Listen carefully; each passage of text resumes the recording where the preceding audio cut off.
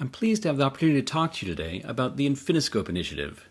This is a project of NASA's Science Activation Program that helps educators connect with NASA science, collaborate with scientists and with each other, and that works with both educators and scientists to create digital learning experiences that inspire curiosity, engage learners, and develop their knowledge, skills, and confidence. In this presentation, I'm going to give you an overview of what the Infiniscope project has accomplished over the past 5 years and a preview of where we're going next. Over the past 5 years, we built a large suite of these experiences. They're available for free via the Infiniscope web portal. They cover an array of Earth and space science topics using NASA assets and experts aligned with NGSS standards. The portal also includes a visualization library that members of the Infiniscope network, a growing community of practice, can use to create their own digital learning experiences using many of the same tools and technologies used by the project team. Through pilot projects, we've proven that with these tools and a little bit of coaching, educators can build their own compelling digital learning experiences.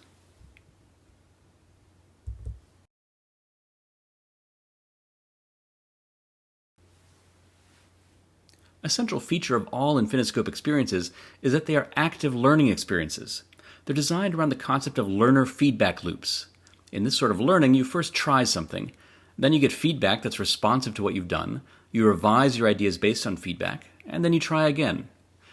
This may seem simple and obvious, and it kind of is, but we often don't teach this way, and digital learning assets often really miss the mark of this simple concept. When we develop digital assets this way, it's tremendously powerful. And to show you how so, I'm going to turn the stage over for a few minutes to some of the educators and students in our network.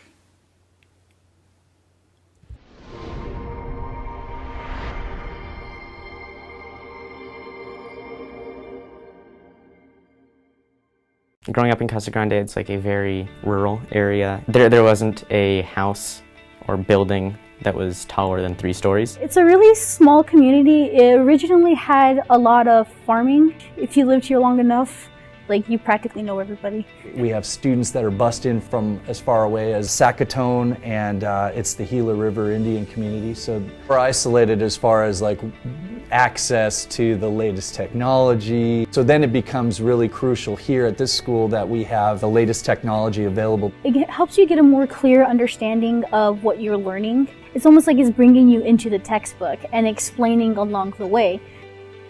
Lenox is an unincorporated part of Los Angeles County. The community in Lenox is primarily a Latino community.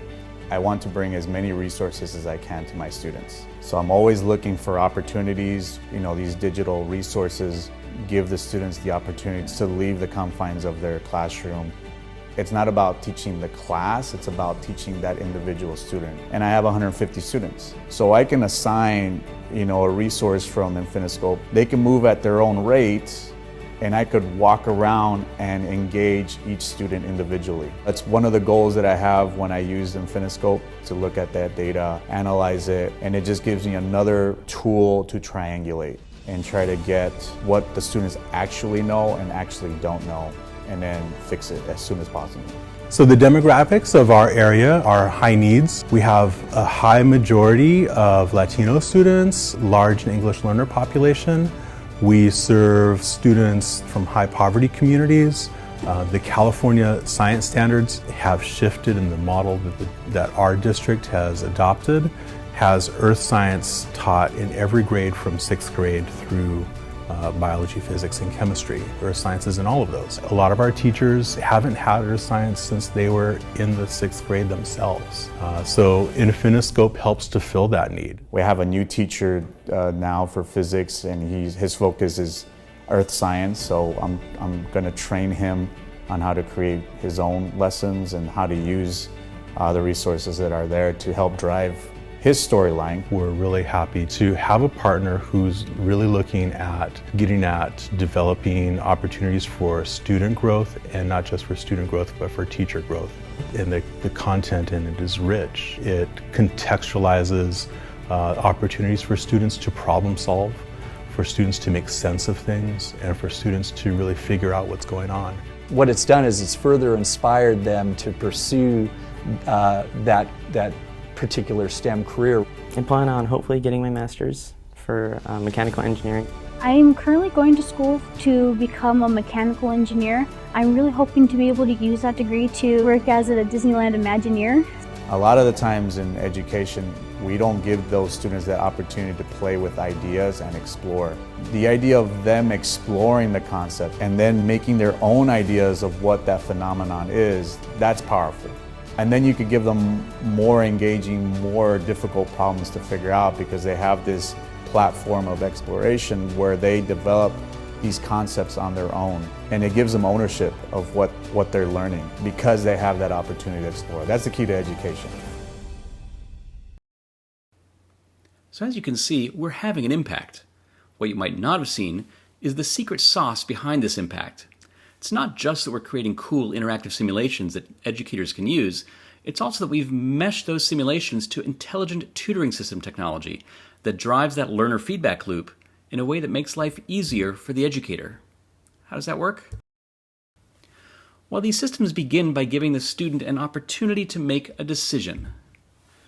And the system then assesses if the student understands what they're doing, or if they need some help. If they need help, then logic that's encoded in the system determines what feedback the student should receive. It might just be a right-wrong answer prompt, but it can also be hints or other guidance that's specific to what the student seems to be misunderstanding or missing. It's feedback that's adaptive. This loop continues, potentially with increasingly helpful feedback, increasingly adaptive and personalized to the learner, until eventually the student gets it and can move on to another decision. And so on, and so forth. Step by step, the student is tutored through a chain of decisions. They try, they get feedback, they revise and try again until they learn. This is called step-based adaptive tutoring. It's very powerful for learning. But it's also powerful for teaching because it embeds expertise in the technology system. And that means that the teacher doesn't have to be quite as expert in everything. It empowers the teacher. Teachers find this really useful. How do we know? By the numbers. Since we launched the portal about 4 years ago, we've had 170,000 launches of our resources. We've grown our network to include more than 4,300 educators, more than half of whom are active and engaged. And we've seen especially rapid growth in use during the pandemic. All of this is good evidence that we're providing something that teachers really need and want.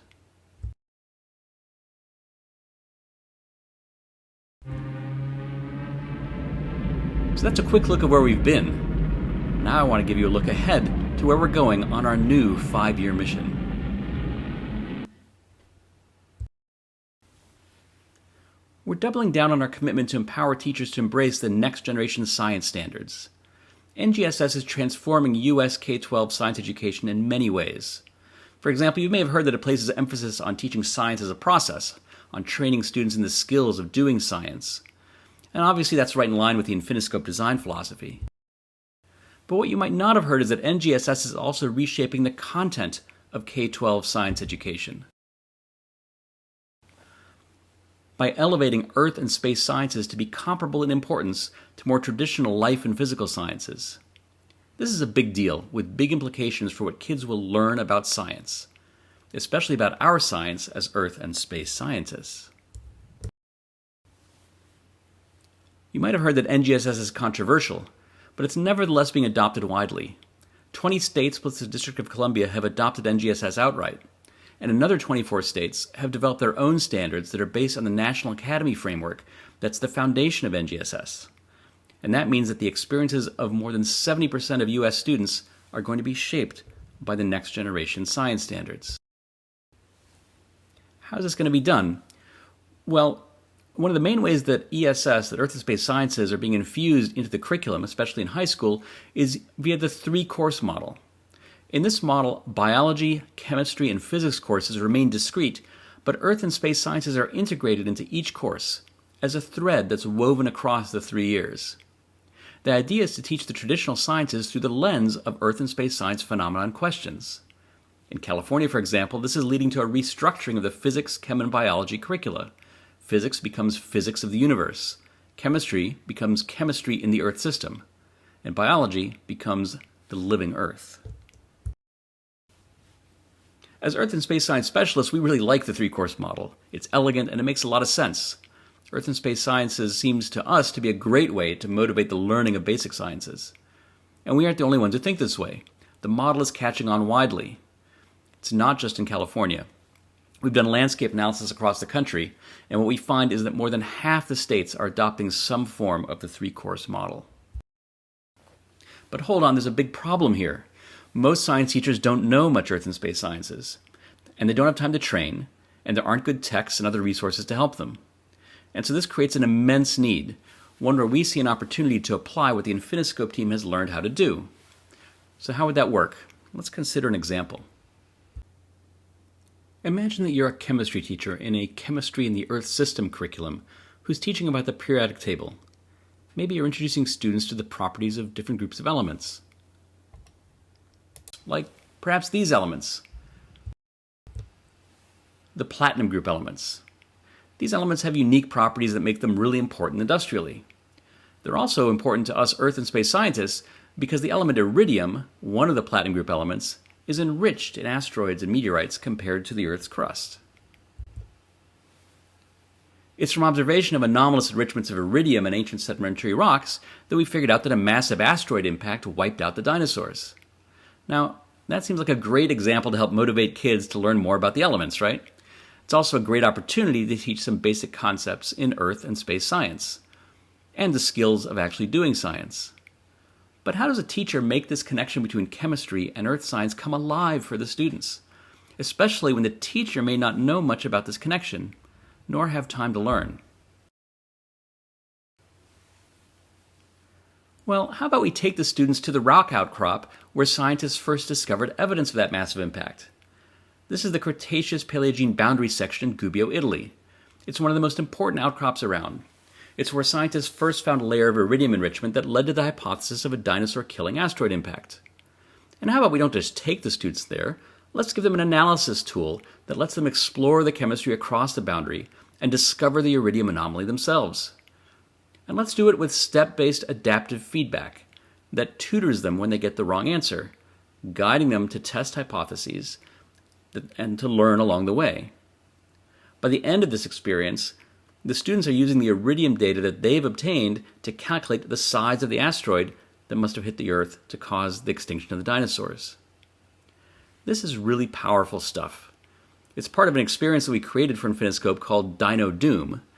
It doesn't just walk the students through the science of dinosaur extinction, exposing them to basic concepts in chemistry and in geoscience. It also helps teach the process of science because of the active learning approach.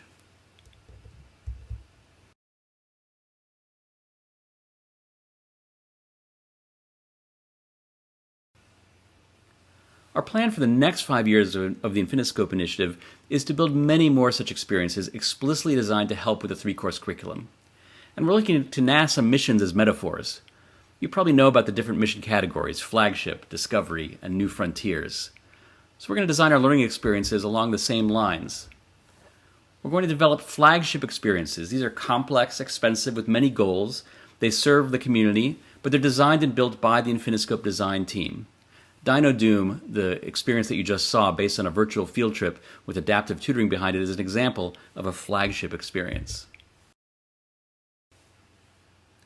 Then there are discovery experiences. These are simpler and lower-cost focused experiences designed and built by teacher-led teams with our help. We've piloted this kind of thing in the past 5 years, so we know it can be done, and we're now building tools to make it easier for teachers to create their own learning experiences. And then there are New Frontiers experiences. These are experiences that push the envelope. They're sort of mid-cost, they're focused, and they're designed to try out new and innovative concepts. So an example of that is experimentation with VR technology and AR technology, which isn't quite ready for mass use in classrooms, but we want to be there, and so we're experimenting and exploring.